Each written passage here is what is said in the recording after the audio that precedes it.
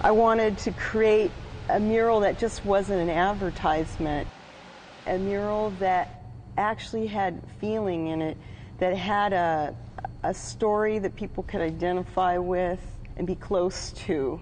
Come on, come on.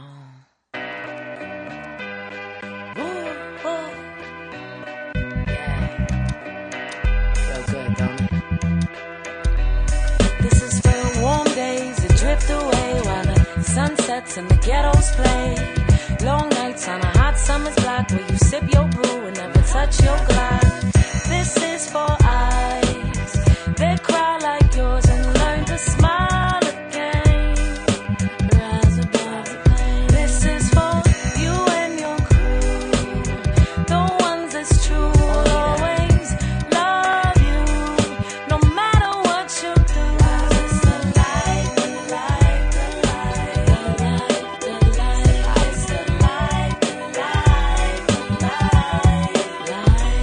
It's the light, the light, the light. Your light, your light. It's the light. Well, I like the fact that it was dealing with teens, that it was a mural that was going to address that audience. And I work in a cartoon style, and so I knew that that my style could lend itself to this project. You know, one of the things that touched me when I was interviewing the young kids, the young adults, was that just having an understanding why they were there and remembering my own adolescence and what it was like.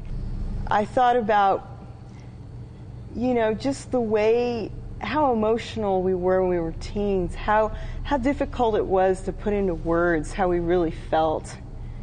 That I remember dearly. So in this piece I wanted to help them along to identify those kind of fears and problems that they have.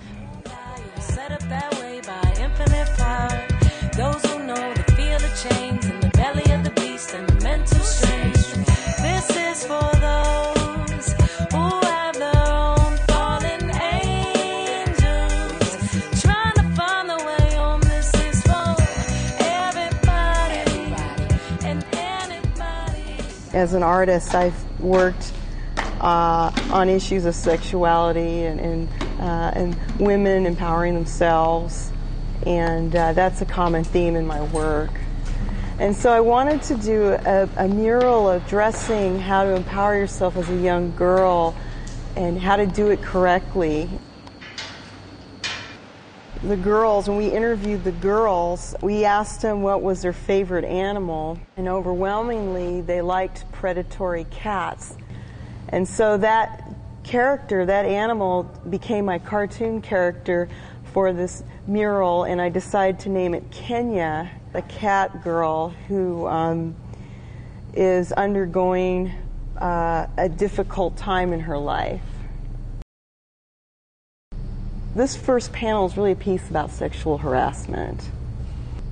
The second panel has to do with her contemplating selling her body for money.